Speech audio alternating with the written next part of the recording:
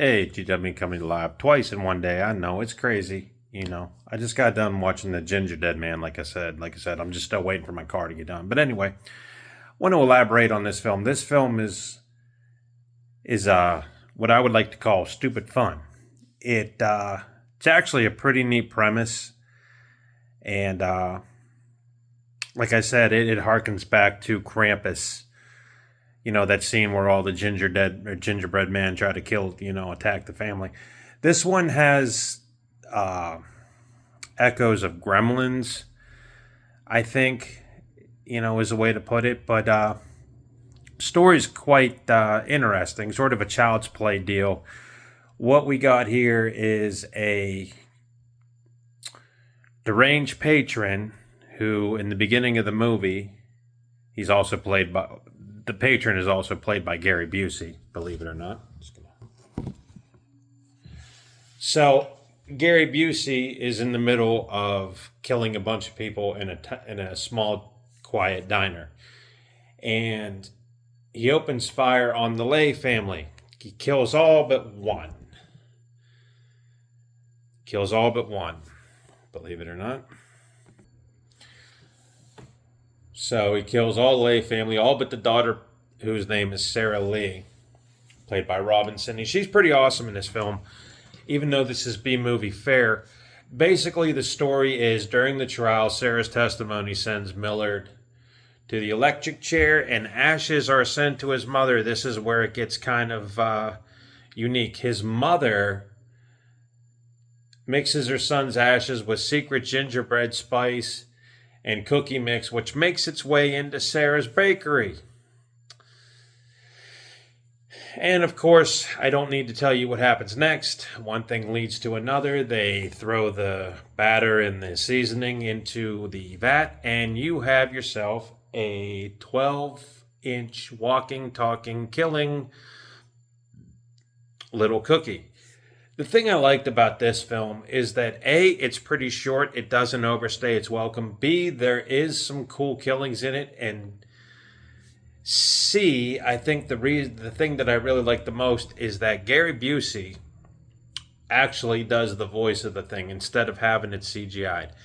Now, this is on par, too, with Jack Frost. Have you ever seen that movie?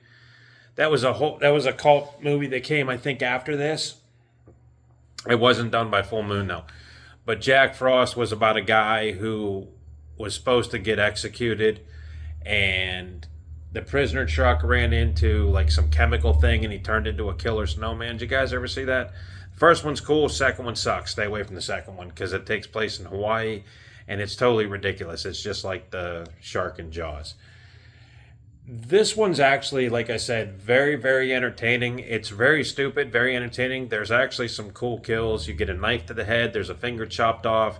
Girl gets her face slashed. Guy gets shot a couple of times.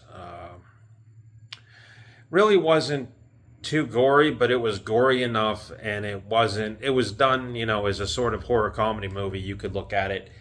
This thing did spawn about 4 sequels, which I am going to check out. But overall, I mean, this is, like I said, dumb fun. And anybody who, again, doesn't like, the Michael Myers or the Friday 13th type movies would probably find this to be fun, honestly. And the cast is great. Like I said, Robin Sidney's very, very good. And I know I've seen her somewhere else. I just cannot place it. And like I said, Millard Findlemeyer is played by Gary Busey. Gary Busey, this was, I think, right in the beginning of his comeback. If you guys remember, Gary Busey was huge for a while and then had that motorcycle crash and then kind of went, sideways. It's pretty awesome to see him in this, especially in the beginning. And what I like about that is he has the look as somebody who's just gone off the rails in that first sequence where, the diner massacre takes place. And his voice is pretty cool. Now, the one thing I do like about the Gingerdead Man itself is that he was on par with, like, Chucky, where he'd give those stupid one-liners, but they weren't dumb enough where you go, really? They were just good enough to move the story. They weren't accentuated, I guess you could say. But again, gearing into Halloween, Gingerdead Man is it's a dumb, fun movie to watch, especially if you want, something that's really not serious and you just want to put your brain on vacation and watch this. But like I said, this thing did spawn a couple of sequels, and it actually crossed over with Full Moon's Evil Bong series, which I guess in the universe, anything can happen in that universe. But the Gingerdead Man, like I said, very cool, very fun movie, very, very sort of interesting little horror movie. And like I said, it's very short, very cool. So give it a try. I enjoyed it. I thought it was cute compared to like other stuff, but I know people go, "Really, Greg?" What I'm saying is it was light, it was a brisk watch, it was nice, and it was creative, and it was dumb enough to keep your attention, but not totally stupid enough for you to turn off the remote control. And like I said, it had shades of Gremlins to it. So that's my take on the Gingerdead Man. So we're going to check out the sequels here. Probably not today. I've given you 2 reviews, but there's something else I do want to talk about. And this is just me rambling on for a minute here. My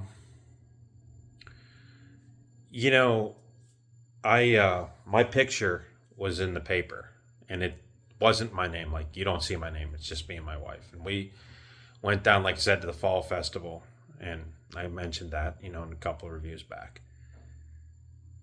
But you start thinking, now's the time of year where it's going to get cold. Nobody's going to be outside quite a bit, or as much as they were in the summer. My wife, she was supposed to get done at 4. She's working till 5 today. And, she's stressed out, and a lot of people that work late are stressed out all the time. And, this is the time of year where me personally, I try to be a little closer with my wife. I try to tell her I love her more. I don't know, because you look at your life sometimes and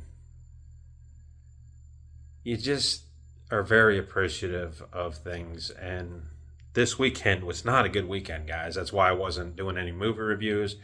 That's why I'm not on the video game system. I'm just calming down after the weekend that we had. It's a lot of arguments, a lot of stress, a lot of tension, and really wasn't a great weekend. And I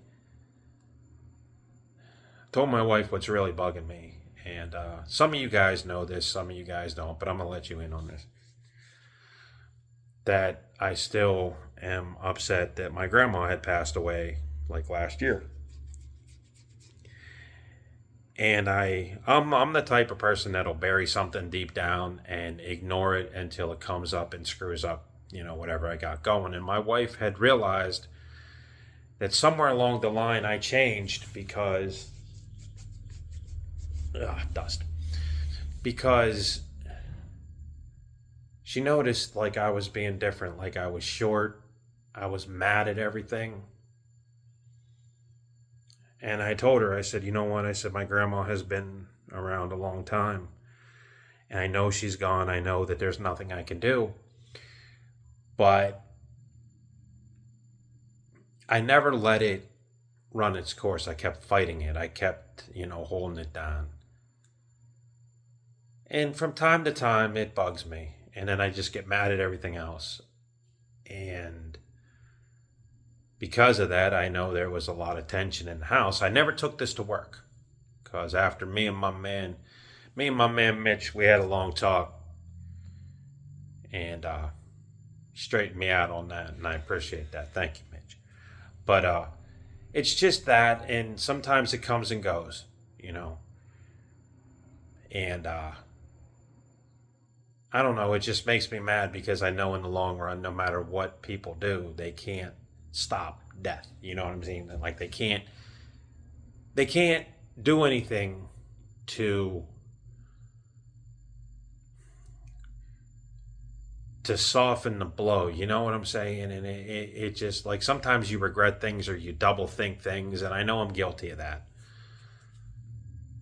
And we didn't have a good weekend. There was all kinds of factors, and we didn't have a fun weekend. Like, me and my wife, we try to be cool, try to spend as much time together at home as we can, and we were out running around, which added to stress, and just a lot of other things. And I know that in the past I caused my wife a lot of stress.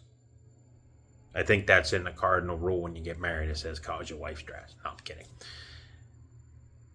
But I think that being stressed and coming at each other like two bulls is not the way to be when you're married and you're supposed to be happy. Another thing that I've been upset about is my man Dre. I talked about him some videos ago. And I haven't heard from him. And I'm starting to get a little worried because normally, I hear from him once or twice a year, a whole comment on a video I did, and I haven't heard from him. And the last time my wife saw a picture of him on Facebook, he didn't look good. And I know my man got some issues, but in real, and I don't know where he's at. He's somewhere up in Ohio. So I can't just, give him a call. I try calling sometimes too when the phone number he gave me, and it's I can't get nowhere. So I'm worried about him because I actually care about him like a brother. And, like I said, I mean, we were tight since we were kids. I mean, second, third grade, we were almost inseparable. He was my main man, and it's been a moment in a day since I seen him or talked to him, or and I worry about him, especially after what happened to my other friend. And it's getting to be that time of year. See, some of you guys know, some of you guys don't know.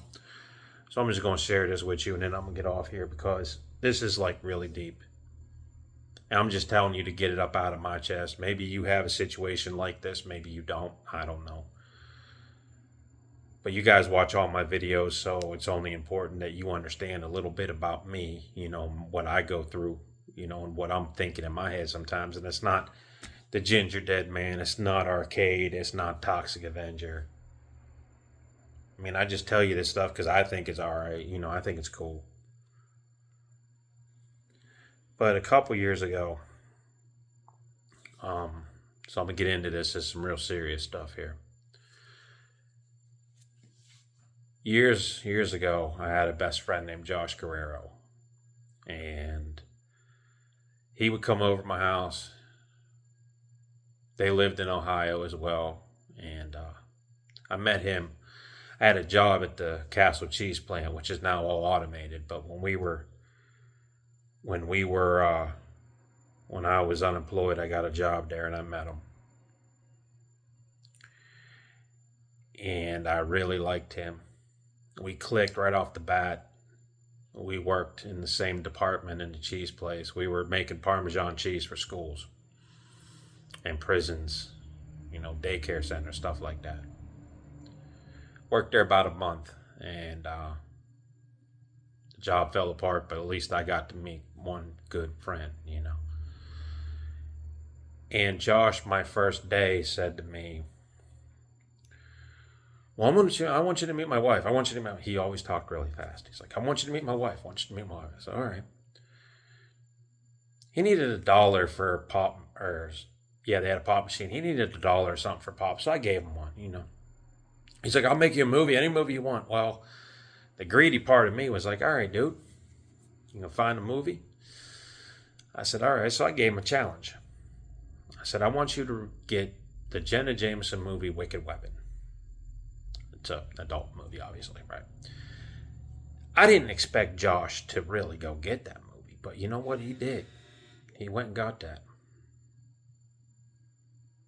And he started making me all kinds of adult fare.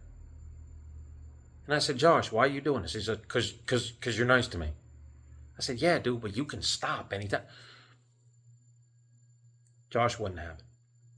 Eventually, my wife, my girlfriend at the time, but my wife now, got to know him. And Fell in love with him. And the first thing that she did when we come away from meeting him the first time, she met his wife, Kathy. Kathy looked like a rough and tumble trailer court princess. I mean, she looked like a bar fighter, but she had that cockiness that Dawn was attracted to. Anyways, we got to know them. They were best friends, and I had Josh as my wedding. My wedding, I have a picture I'm going to show you here in a minute of all four of us. And got to know him. Every time he got in a fight with Kathy, he would call me. We'd call them every weekend, to check up on them because they were like family to us.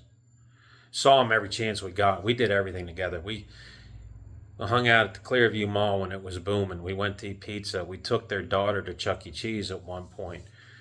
When they were low on money, Dawn and I made a care package for them. We didn't even think anything about their financial situation, even though everybody would have looked down on them. We were nice. For Christmas, all they wanted, believe it or not, was Axe deodorant. We got them a whole thing. We got them gift cards. We treated them actually better than we probably treated each other. But Josh was afraid to tell anybody anything. He was afraid to let people in.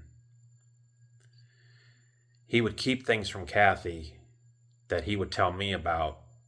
And I always said to him, these are people that I want you guys to understand that couldn't even afford a doctor, right? Because they was on WIC or whatever it was. And Dawn and I took the initiative, and we actually told Josh and Kathy, we said, look, on how we're going to do it. We'll pay for your doctor. You really need something, bro. We got you. And Josh and I were so tight, we take us bowling, we get the same score, And one night, a couple years ago in October, Josh had got a job at a hotel. He was working at this hotel, and he was afraid to ask for vacation because he didn't want to screw up what the boss wanted, right? He was afraid to take time off. He was afraid to just... He was afraid to rock the boat. And he'd been working, he would work 20 hours straight without a break. He was getting burned out. He couldn't sleep. So Josh started messing around with this thing called the dark web.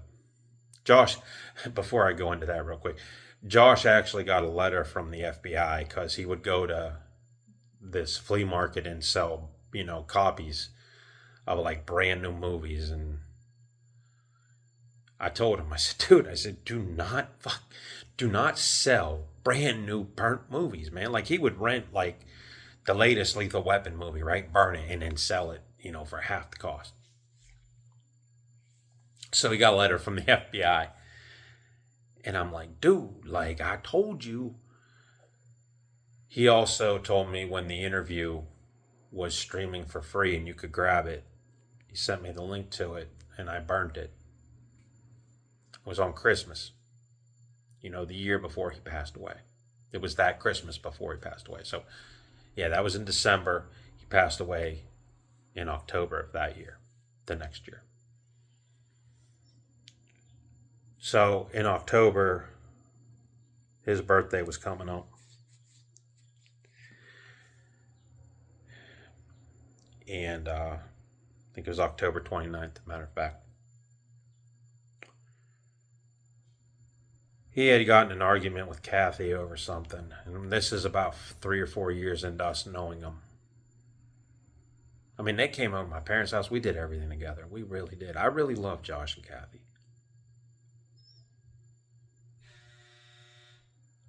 But anyway, he got in a fight with Kathy. Kathy went to bed. Josh stayed up. He got on the dark web a couple weeks earlier and bought fentanyl because it was advertised as a sleep aid. Josh didn't know. I mean, He didn't know what was going on. Josh also had an ex-girlfriend and had a kid named Caleb who was penitentiary bound, obviously. Which I still have a knife he gave me to keep away from Caleb because CYS would do random checks. But anyway, so Josh waits for Kathy to go to bed, and he snorts some of this fentanyl stuff. And he's up on the computer playing around the dark web. Josh would always ask me, dude, you want a Nazi flag? Dude, you want this? You want that? You want me to go get you that? Josh, no, I don't want any of that. Well, I owe it to you because you're my friend. No, you don't owe me nothing.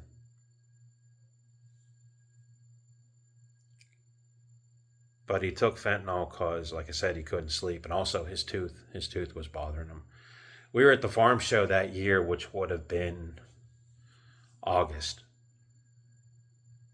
And Dawn actually told him, we'll get you a dentist appointment. We'll pay for it. You need to put a tooth pulled. We'll figure it out. He kept putting it off till it got so bad. So anyway, he snorts his fentanyl stuff. And I can remember this like it was yesterday. So Kathy calls me at 3 o'clock in the morning and said Josh is gone. And she's crying up a storm. So I walk out from the bedroom. I walk about 10 feet that way where our front door is. And I said, okay, Kathy, I'll talk to him, right? I said, where is he? She kept saying he's gone, screaming so uncontrollably I couldn't even understand her. I said, Kathy, take a breath. Tell me what happened. Give me the number. So Dawn gets up. And Dawn's just sitting on bed. She goes, what's going on? I said, Josh is gone. I said, him and Kathy had a fight. Didn't know anything. And in the background talking to Kathy, you heard EMTs pull up. And I'm hearing all this. And I hear time of death, 2:45 a.m. They had pronounced Josh dead 15 minutes before Kathy called. So I'm standing looking out my front door and I just dropped the phone. I said, Kathy, just hang on. I had enough common sense to say that and I dropped the phone. And I fell to my knees.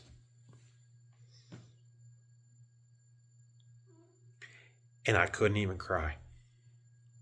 But I felt like I died emotionally. So every October, I make it a point to go in there and I'm going to check this picture. I'm going to show you guys. In fact, I'm going to go get it. The one in red is Josh. Me and him were best friends. And he overdosed on fentanyl. That's Kathy by Dawn. Let me get a closer look at her. Kathy went over the rail when Josh died. She went completely crazy. Showing you this because since Josh had passed away, that whole year I've heard nothing but fentanyl overdoses.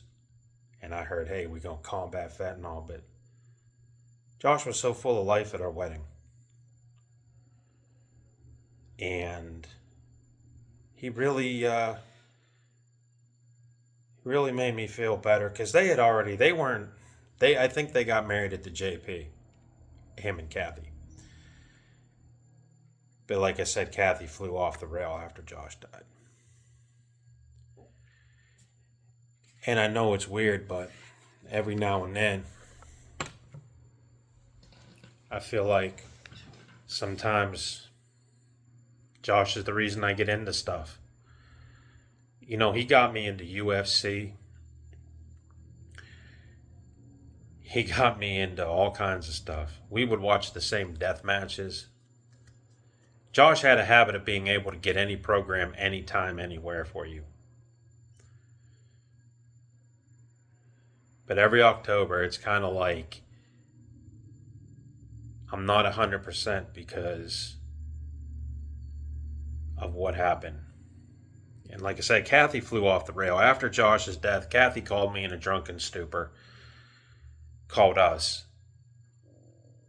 She had a daughter. She just left at home. She went on a drinking binge. She did things with 5 other individuals, which I'm not going to go into because she called me and graphically told me what she did. She also told me what she wanted to do to me. And I think the whole time,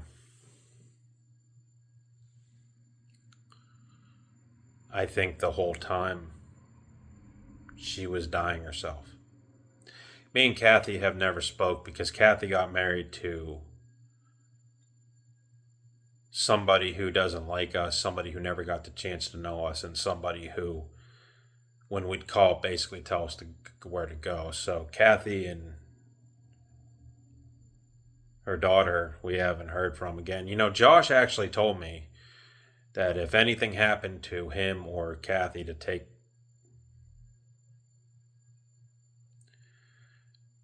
if we would take care of their kid. And Dawn said, yeah. Kathy,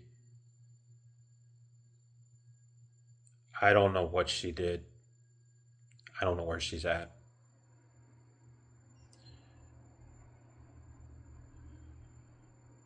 And I don't even know what to say. Hopefully she's doing all right. But the last call I had from her, she sounded like she was one step away from shooting a heroin needle. Now, how's that for some honesty for you? I just wanted to talk about him because some of you guys probably don't know that I consider myself like Corey Feldman. Me and him, we tore it up. We were the best of friends.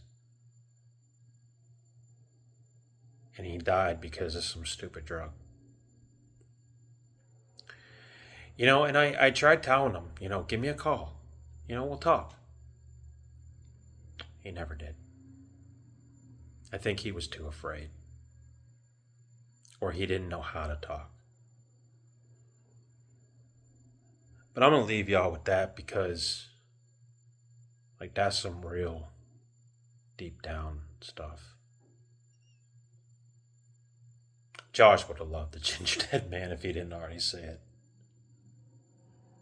He always liked the same crap I did. So again, Dre, that's why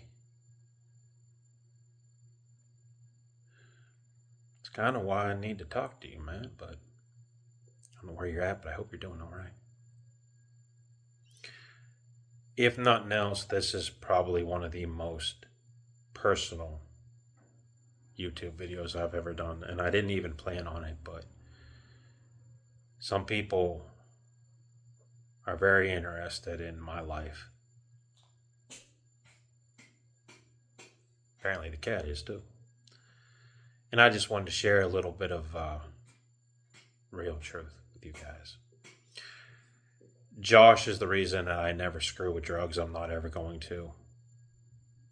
Because I saw firsthand what it did. Post note on that, when Kathy did tell me a couple of days later he died of a fentanyl overdose, his heart exploded because he had an enlarged heart. So the minute I heard that, I got myself checked out, got myself a physical because I was scared to death too.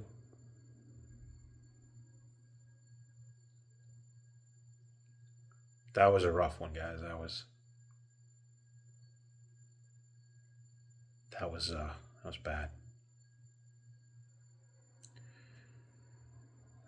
Anyway, I really don't know what to say. I just wanted to get that up out. But yeah, enjoy the movies I talked about today because they will take your mind off of crap like this. They're not an answer, but they are sort of a hour and a half escape. Kathy, if you ever do see this, I hope you're doing okay. And I wish we could mend the bridge that we burned a couple years ago, because you were truly Dawn's sister and a protector. She doesn't hate you. She just wants to know you're all right. I don't hate you.